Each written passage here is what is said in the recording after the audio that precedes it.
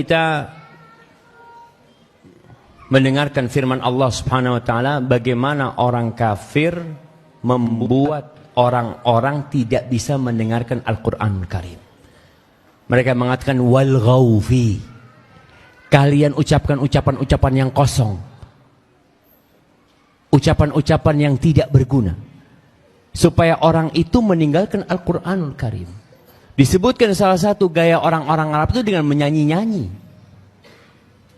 Supaya orang nggak baca Al-Qur'anul Karim. Dan sekarang pun kita lihat umat Islam lebih sering mendengarkan nyanyian, menyanyi-nyanyi daripada baca Al-Qur'anul Karim. Dan ini termasuk usaha untuk memalingkan umat Islam dari Al-Qur'an. Sampai ucapan musuh-musuh Islam, orang-orang Yahudi, ketika mereka tahun 65 itu mau menyerang Mesir, ya, mau mengambil Palestina pada waktu itu, apa kata mereka? Ka'sun wa ghaniyah, ka'sun wa ghaniyah. Satu gelas minuman dan satu biduan. Itu lebih dahsyat menghancurkan umat Islam daripada alfu midfa, 1000 meriam. Mereka tahu kekuatan umat Islam di Al-Qur'anul Karim.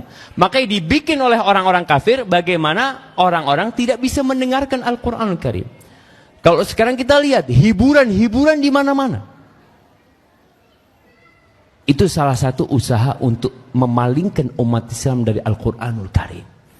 Dan kita lihat jemaah, orang kalau sudah mendengarkan nyanyian itu, tenggelam dalam nyanyian itu. Na'udzubillah min dzalik, ya anak-anak muda sekarang. Di masjid ini, anak sering katakan, sebenarnya yang datang ke masjid itu orang udah pada benar semua. Udah baik-baik, ya udah pada sholat, udah mau kebaikan. Tapi antum lihat, kalau konser musik, yang datang pakai baju hitam, sama tengkorak-tengkorak. Iya, mereka nggak datang ke rumah Allah, enggak. Mereka lebih cinta dengan yang seperti itu. Dan itu banyak di negeri kita, acara-acara di televisi yang membuat orang meninggalkan Al-Qur'anul Karim. Maka perlu kita memboikot itu beberapa TV yang ada, nggak perlu ditonton.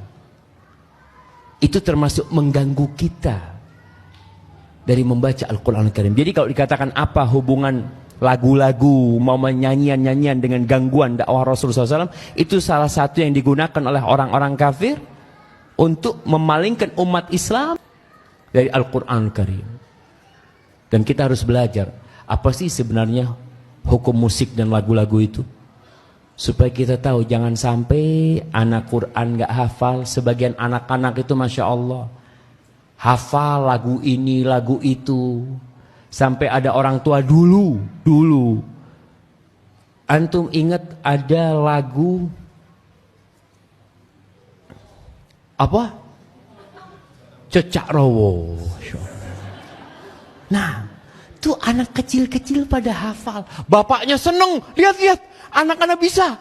Masya Allah. Maka hati-hati jemaah. Tolonglah orang tua berusaha untuk meninggalkan yang seperti itu. Kita lihat perjuangan Rasul SAW, begitu dahsyatnya. Masa sekarang kita tinggal mengamalkan Islam itu berat banget. Nggak perlu kita dipukulin sholat, nggak perlu. Dulu mereka Nabi SAW sujud, itu dikasih di pundak Nabi SAW, itu rahimnya onta dengan darah dan kotoran. Beliau sampai berdiri nggak bisa. Sahabat tidak ada yang bisa bantuin beliau SAW. Karena mereka takut dengan orang-orang kafir Quraisy ini. Apa yang terjadi? Dipanggil putrinya Fatimah. Karena orang Arab bagaimanapun masih menghormati wanita mereka. Datang tuh Fatimah. Dia dorong tuh yang ada di pundak Nabi SAW. Sambil dicela tuh orang-orang sama Fatimah radhiyallahu ta'ala anha. Masa kita sekarang mau mengamalkan Islam yang benar? Udkhulu fis-silmi kafah. Sudah tinggal jalanin, tidak usah ribut-ribut kita jamaah. Tolonglah jamaah, tolong waktunya kita bangkit kembali. Mungkin ada di antara kita mengatakan, saya punya masalah kecil Ustaz. Saya hanya masih belum bisa tinggalkan nyanyian, laguan, musik, gitu kan. Saudaraku, saya jawab, ini bukan masalah kecil, ini masalah besar. Karena dalam hadis Bukhari dikatakan, musik adalah anak-anak panah beracunnya syaitan. Nggak bisa ketemu antara musik dengan Al-Quran, mustahil, mustahil. Antum jangan mimpi mau rajin baca Quran, apalagi hafal Quran kalau masih dengar musik, jangan. Tutup udah. Dan tutup ini ditutup ya, ditutup itu dalam arti kata berhenti, udah nggak ada lagi, sudah hapus memang. Sangat rugi akhi di zaman ini.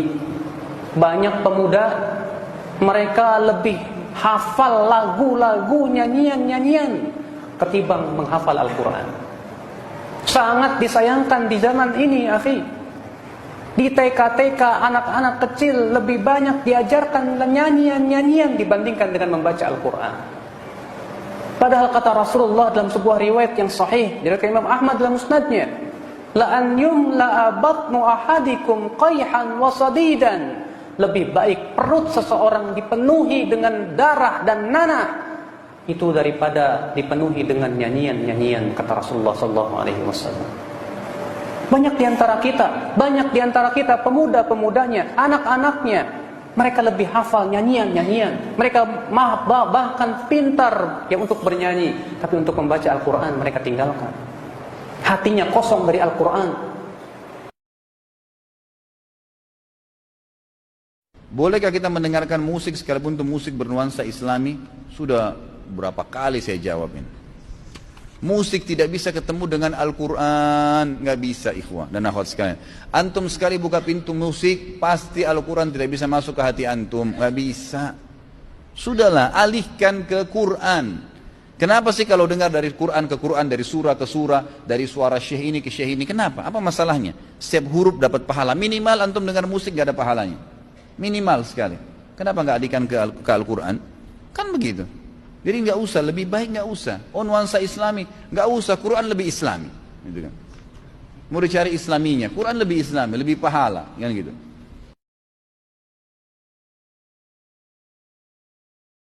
Saya tahu Ustaz, musik itu haram. Tapi di mana-mana selalu ada musik.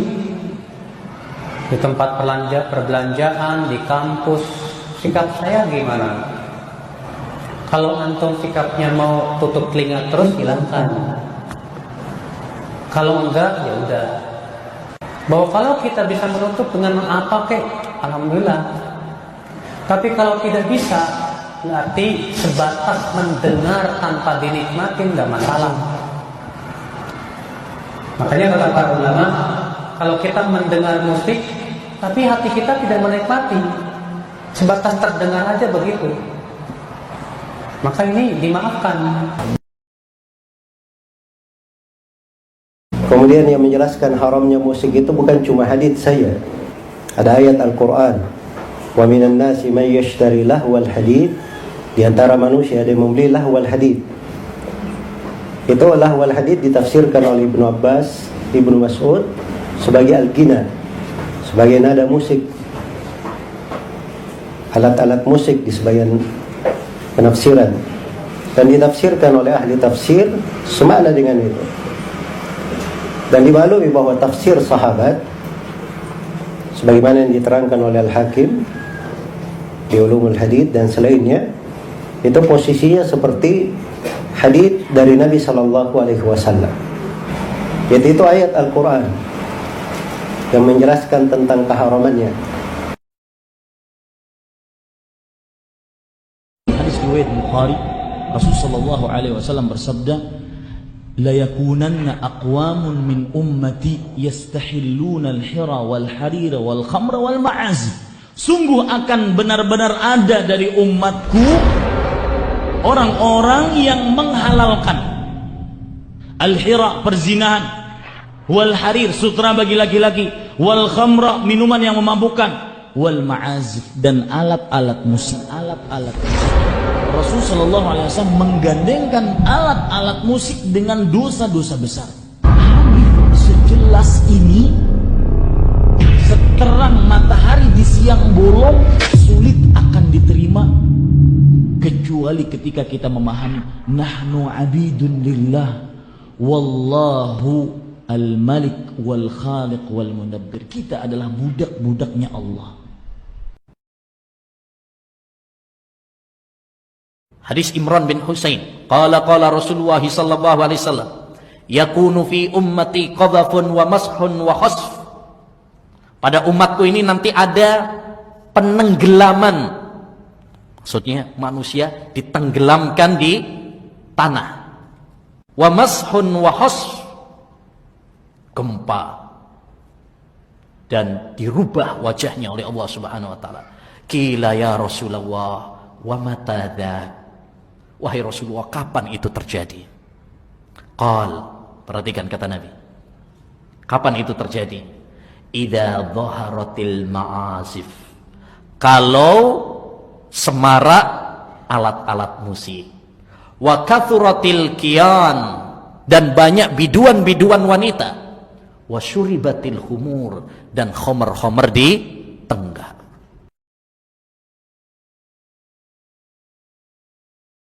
Sebelum ikut kajian sunnah, saya adalah seorang fanatik musik dan senang bermain musik. Setelah ikut kajian sunnah, saya bisa meninggalkan semua itu. Tapi kadang-kadang ada teman melantunkan musik itu atau tidak sengaja mendengar dari tempat tertentu dan saya menikmatinya. Apakah saya berdosa?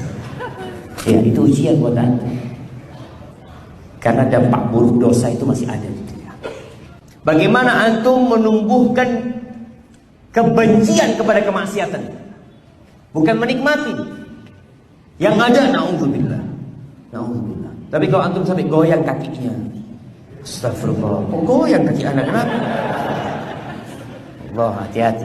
Artinya kita minta tolong sama Allah supaya dibersihkan hati kita, sehingga kita perlu benci dengan kemaksiatan dan dosa-dosa.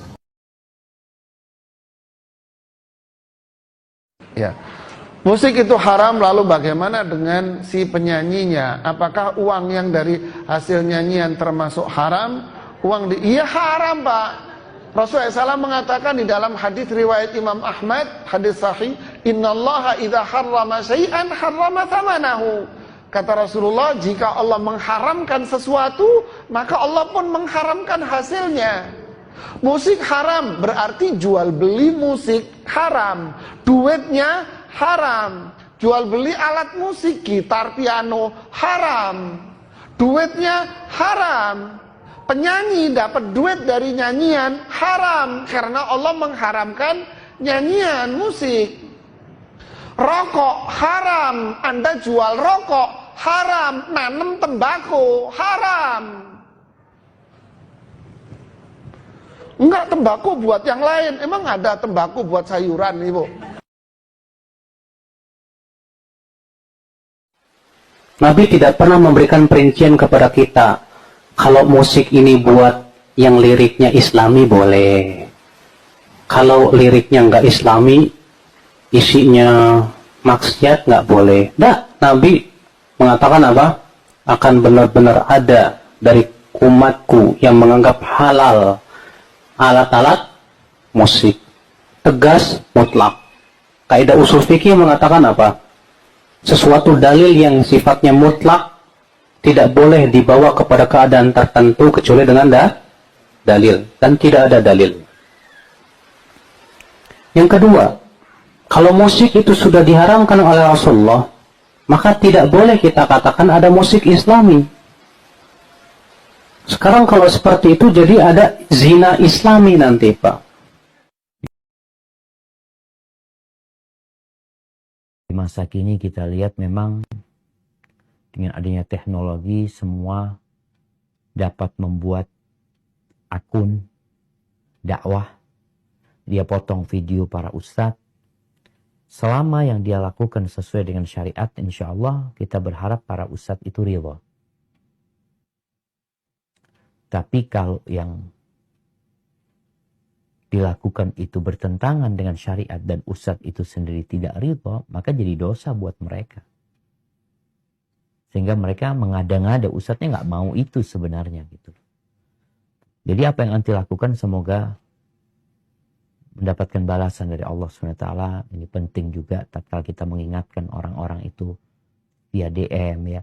Nggak semuanya mungkin menerima, tapi tugas kita sudah kita lakukan, yaitu menyampaikan. Jadi buat yang motong videonya para ustadz, kalau bicara nasyid, mungkin masalahnya masih ringan. Karena memang selama tidak ada unsur musik di situ, masih diperbolehkan. Tapi kalau sudah ada musik di sana, dan ustadz itu sendiri berpandangan bahwa musik itu adalah sesuatu yang dilarang, maka seharusnya mereka tidak melakukan itu. Tapi tugas kita hanya memberikan nasihat sambil didoakan. Sisanya serahkan sama Allah Subhanahu wa taala. Hadza wallahu a'lam bissawab.